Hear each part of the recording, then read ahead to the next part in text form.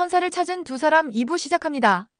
그 여자가 누군지 아십니까? 성당 문을 벌컥 열고 들어온 사람들의 손에는 영희의 사진들이 들려 있었다. 일하는 모습, 호텔에 들어가는 모습, 모든 것이 담긴 사진들이었다. 그런 여자와 성당에서 결혼식을 올리겠다고요? 신부님은 사진들을 보며 얼굴이 창백해졌다. 영희는 그 순간 무너져 내렸다. 결국 이런 날이 왔구나. 하지만 민철은 영희를 일으켜 세우며 단호하게 말했다. 그래도 괜찮습니다. 영희는 제게 천사니까요. 천사라고요? 이런 사진들을 보고도 한 남자가 사진을 신부님 앞에 내밀었다. 이 여자의 과거를 다 알고도 성당에서 축복해 주시겠습니까? 그 순간 성당 뒤쪽에서 또 다른 목소리가 들렸다. 그렇다면 저는 어떻습니까? 모든 사람이 돌아봤다. 문 앞에는 정장을 입은 중년 남성이 서 있었다. 그의 손에도 사진이 한 장 들려 있었다. 민철이 거리에서 구걸하는 모습이었다. 제 사위가 구걸쟁이라는 것도 문제가 되나요? 영희는 깜짝 놀라 그 남자를 바라봤다. 그 남자는 영희의 아버지였다. 그 모든 일은 민철과 영희가 결혼을 발표한 지 단 하루 만에 일어났다. 24시간 전, 신부님, 저희 결혼하고 싶습니다. 성당 사제관에서 민철과 영희는 신부님 앞에 나란히 앉아 있었다. 신부님은 이미 예상했던 일이었지만 막상 듣고 보니 복잡했다. 민철아, 정말 심각하게 생각해 본 거니? 네, 신부님. 영희 씨도 마찬가지고. 네, 저도 민철 씨와 함께하고 싶습니다. 신부님은 한참을 고민했다. 이 두 사람의 사랑은 진짜다. 하지만 세상이 받아들일까? 좋다. 하지만 조건이 있어. 네, 말씀하세요. 결혼 전에 양가 부모님께 인사를 드려야 한다. 영희와 민철은 얼굴이 굳어졌다. 부모님, 둘 다 피하고 싶었던 순간이었다. 그날 저녁 민철은 홀로 중국집 뒷골목에 앉아 있었다. 사장님이 걱정스럽게 다가왔다. 민철아, 무슨 일이야? 얼굴이 왜 그래? 사장님, 저 결혼하려고 해요. 뭐? 결혼? 사장님은 깜짝 놀랐다. 누구랑? 영희라는 분이에요. 정말 좋은 사람이거든요. 사장님은 기뻤다. 민철이 혼자 사는 게 항상 안쓰러웠거든. 그래, 그럼 언제 보여줘? 하지만 민철의 표정은 어두웠다. 사장님, 그분이 예전에 좀 힘든 일을 했었어요. 힘든 일? 민철이 조심스럽게 설명하자 사장님의 표정이 변했다. 민철아, 그런 일을 했던 여자랑. 네. 야, 너 정신 차려. 그런 여자가 너를 진심으로 사랑할 리가 있어. 민철은 가슴이 아팠다. 사장님도 그렇게 생각하세요? 당연하지. 너 같은 순진한 애를 이용하는 거야. 첫 번째 벽이었다. 민철에게 가장 따뜻하게 대해주던 사장님조차 반대했다. 사장님, 영희는 그런 사람이 아니에요. 민철아, 세상을 너무 모르는구나. 하지만 민철은 흔들리지 않았다. 그래도 저는 영희와 결혼할 거예요. 이틀 후 영희는 부산행 기차에 몸을 맡겼다. 어머니께 말씀드려야 했다. 결혼한다는 것을, 그리고 상대가 장애인이라는 것을. 더 중요한 것은 자신의 과거를 털어놓아야 한다는 것이었다. 어머니가 알면 어떻게 하실까? 핸드폰이 울렸다. 민철이었다. 영희씨, 괜찮아요? 네, 조금 떨려요. 저도 마찬가지예요. 하지만 우리 함께니까 견딜 수 있을 거예요. 민철의 목소리를 들으니 조금 안심이 되었다. 부산역, 어머니가 기다리고 계셨다. 많이 야위셨지만 수술 후 건강이 많이 회복되신 모습이었다. 영희야, 엄마. 어머니를 끌어안으며 영희는 눈물을 흘렸다. 우리 딸 고생 많았다. 이제 다 끝났으니까 부산에서 살자. 그 말에 영희는 더욱 마음이 무거워졌다. 집에서, 엄마, 제가 드릴 말씀이 있어요. 뭔데? 저 결혼하려고 해요. 어머니의 표정이 밝아졌다. 정말? 그럼 언제 사위를 보여줄 거야?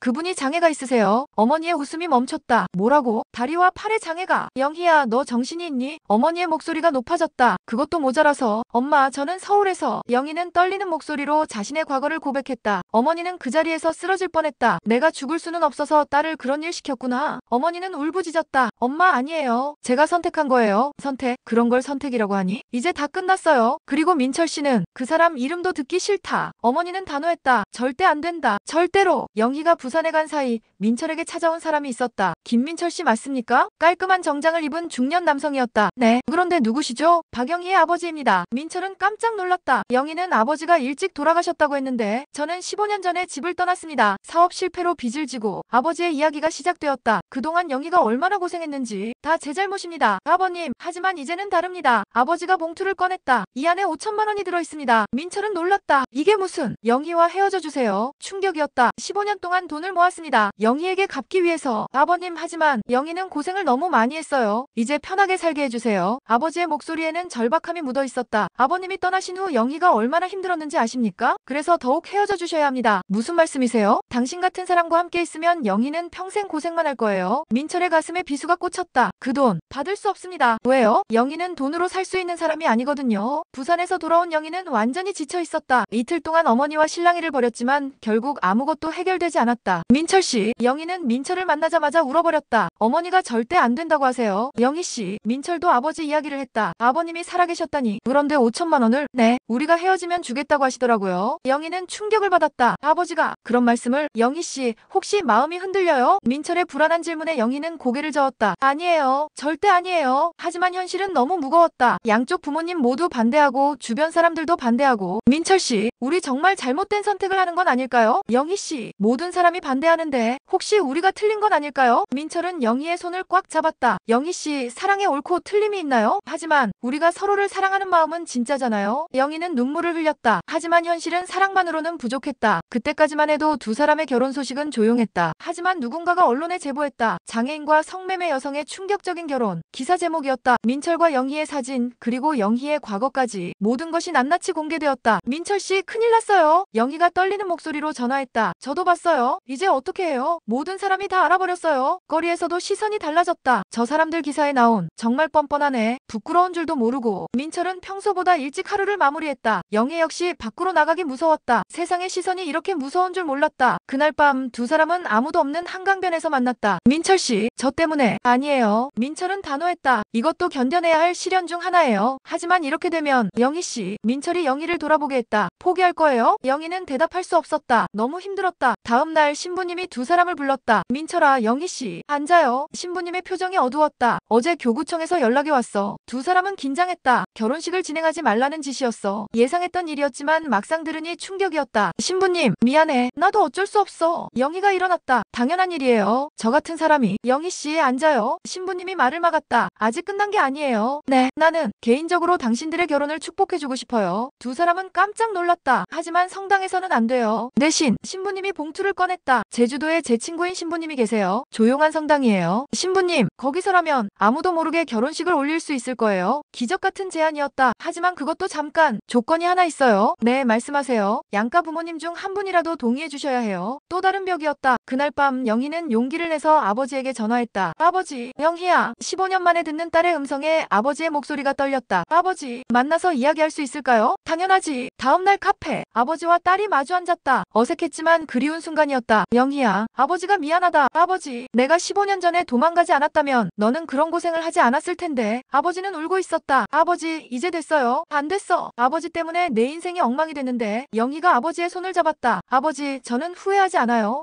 그 고생이 있었기 때문에 민철 씨를 만날 수 있었거든요. 아버지는 이해할 수 없었다. 영희야, 넌 더 좋은 사람을 만날 수 있어. 아버지. 영희의 목소리가 단호해졌다. 아버지는 15년 동안 저를 지켜보지 않으셨어요. 영희야, 하지만 민철 씨는 제가 가장 힘들었을 때 함께 있어 주었어요. 영희는 민철과의 추억들을 이야기했다. 자신을 천사라고 불러준 것, 과거를 알고도 변하지 않았던 것, 함께 기도했던 시간들. 아버지는 조용히 들었다. 아버지, 진짜 사랑이 뭔지 아세요? 뭐니? 조건 없이 받아주는 거예요. 그 말에 아버지는 할 말을 잃었다. 일주일 후 영희에게 부산에서 편지가 왔다. 어머니의 편지였다. 영희야, 엄마가 많이 생각해봤다. 내가 그렇게 힘든 일을 한 건 정말 엄마 때문이구나. 미안하다. 정말 미안하다. 그런데 영희야, 엄마는 여전히 걱정이 된다. 그 사람과 결혼해서 행복할 수 있을까? 세상 사람들이 너를 어떻게 볼까? 하지만 내가 그 사람 이야기를 할 때 표정을 봤어. 엄마가 살아온 날들 중에서 내가 가장 행복해 보였다. 그래서 엄마도 생각이 바뀌었어. 한 번만 만나보자. 그 사람을 엄마가 직접 확인하고 싶다. 정말로 우리 딸을 행복하게 해줄 수 있는 사람인지. 사랑한다, 영희야. 엄마가. 편지를 읽고 영희는 눈물을 흘렸다. 어머니가 마음을 바꾸신 것이다. 민철과 영희는 함께 부산으로 향했다. 민철은 떨고 있었다. 영희씨, 어머님이 절 싫어하시면 어떡하죠? 괜찮아요. 민철씨의 진심을 보시면 아실 거예요. 하지만 저는. 민철씨. 영희가 민철의 손을 잡았다. 있는 그대로의 모습을 보여드려요. 그것만으로 충분해요. 부산역. 어머니가 기다리고 계셨다. 민철을 보시는 첫 순간 어머니의 표정이 복잡해졌다. 저렇게 불편한 몸으로. 하지만 민철의 인사를 보고 놀라셨다. 어머님, 안녕하세요. 영희를 사랑하는 김민철입니다. 정중하고 진심이 담긴 인사였다. 집에서 어머니는 민철을 유심히 관찰했다. 영희를 바라보는 눈빛, 말하는 방식, 행동 하나하나. 민철씨, 우리 영희와 어떻게 만났어요? 민철은 솔직하게 모든 것을 이야기했다. 처음 만났던 골목에서의 일, 함께 기도했던 시간들, 영희의 과거를 알게 된 순간. 그런데도 영희를 사랑한다고요? 네, 어머님. 왜요? 민철은 잠시 생각했다. 영희는 저에게 천사예요. 천사. 어머님을 위해 자신을 희생했잖아요. 그런 마음 마음이 천사가 아니면 뭐겠어요? 어머니는 그 말에 울컥했다. 이 사람은 정말로 우리 영희를 이해하고 있구나. 하지만 민철 씨, 현실적으로 생각해보세요. 돈은 어떻게 벌 거예요? 열심히 일하겠습니다. 무슨 일을? 아직은 모르겠어요. 하지만 영희와 함께라면 뭐든 할 수 있을 것 같아요. 어머니는 민철의 순수함에 마음이 움직였다. 하지만 여전히 걱정이었다. 그때 영희가 말했다. 엄마, 저는 민철 씨와 함께 작은 카페를 열고 싶어요. 카페? 네. 민철 씨처럼 힘든 사람들이 와서 쉴 수 있는 그런 곳이요. 어머니는 딸의 꿈을 처음으로 들었다. 그동안 영희가 꿈이 있었나? 어머니는 깨달았다. 이 남자가 영희에게 꿈을 주었다는 것을. 저녁 식사 시간, 어머니는 결심을 했다. 민철 씨. 네, 어머님. 우리 영희 정말 사랑해요. 네. 목숨보다 사랑합니다. 평생 지켜줄 수 있어요? 네. 제가 있는 한 영희는 절대 혼자가 아닐 거예요. 어머니는 눈물을 흘리며 말했다. 내 딸을 부탁합니다. 영희는 그 자리에서 울어버렸다. 엄마, 영희야, 엄마도 이제야 깨달았다. 진짜 사랑이 뭔지. 어머니는 민철을 보며 말했다. 민철 씨, 우리 영희가 고생이 많았어요. 이제는 행복하게 해주세요. 네, 어머님, 꼭 그렇게 하겠습니다. 드디어 첫 번째 동의를 받았다. 제주도에서 결혼식을 올리기로 한 전날 밤, 아버지가 민철을 만나자고 했다. 민철 씨, 마지막으로 한 번만 더 묻겠습니다. 네, 아버님, 정말로 영희와 결혼하겠습니까? 네. 후회하지 않겠어요? 절대 후회하지 않겠습니다. 아버지는 한참을 바라보더니 주머니에서 봉투를 꺼냈다. 이건 결혼 축의금입니다. 민철은 깜짝 놀랐다. 아버님, 15년 동안 딸에게 못해준 것들, 이걸로 다 갚을 수는 없지만. 아버지의 목소리가 떨렸다. 영희를 행복하게 해주세요. 부탁입니다. 아버지도 마음을 바꾼 것이다. 제주도의 작은 성당, 결혼식 당일 아침, 영희는 하얀 드레스를 입고 있었다. 화려하지는 않았지만 행복해 보였다. 민철도 생애 처음 입어보는 턱시도를 입고 있었다.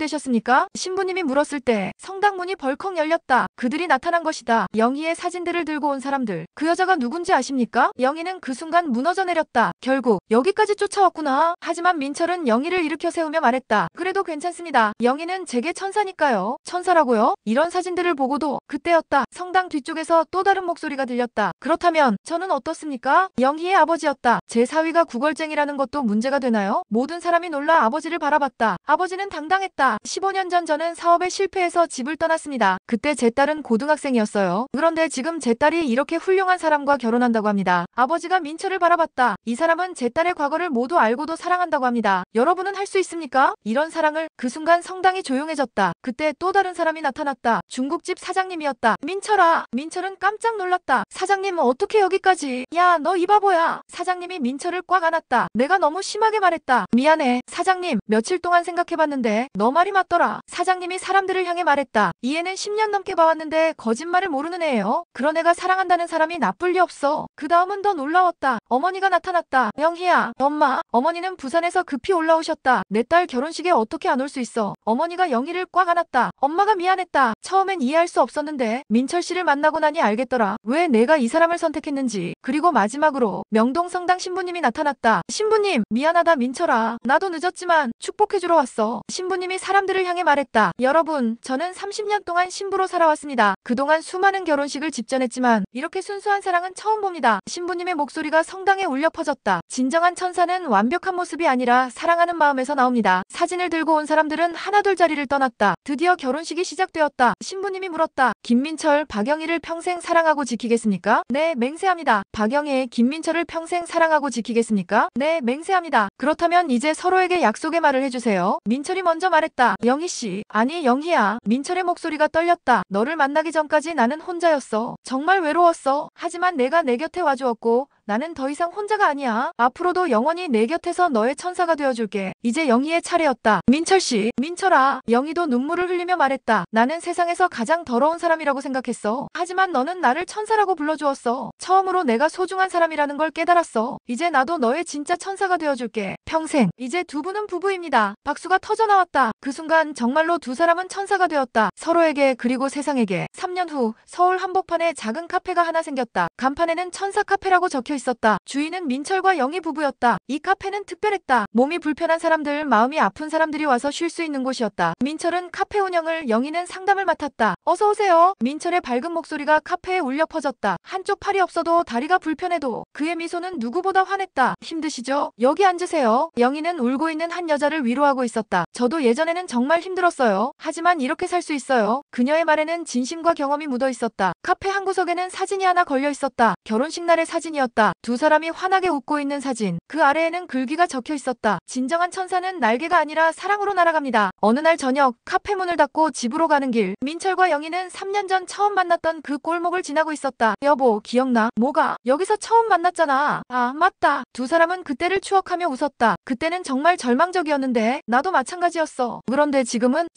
민철이 영희의 손을 잡았다. 매일이 행복해. 나도. 하늘에는 별이 반짝이고 있었다. 3년 전 그날 밤처럼. 하지만 이제는 절망이 아니라 희망의 별이었다. 여보, 응, 우리 정말 천사가 된 것 같아. 왜? 이렇게 행복한데 천사가 아니면 뭐겠어. 두 사람은 웃으며 집으로 향했다. 손을 꼭 잡고 그들의 그림자가 길게 늘어져 있었다. 하지만 그림자도 함께 있었다. 더 이상 혼자가 아니었다. 영원히. 이 이야기는 실화를 바탕으로 했습니다. 세상에는 정말로 이런 사랑이 존재합니다. 조건 없는 사랑, 서로를 받아주는 사랑. 민철과 영희는 세상에 버린 사람들이었습니다. 하지만 서로를 만나 진정한 천사가 되었습니다. 천사는 완벽한 모습이 아닙니다. 사랑하는 마음, 그것이 천사입니다. 오늘 이 이야기를 들으신 여러분도 누군가에게는 천사일 것입니다. 가족에게, 친구에게, 혹은 길에서 만난 낯선 사람에게 작은 관심과 사랑만으로도 우리는 누군가의 천사가 될 수 있습니다. 민철과 영희처럼 그들의 천사 카페는 지금도 운영되고 있습니다. 힘든 사람들이 와서 쉬어가는 곳, 그곳에서 오늘도 새로운 천사들이 탄생하고 있습니다. 사랑은 기적을 만들고 기적은 천사를 만듭니다.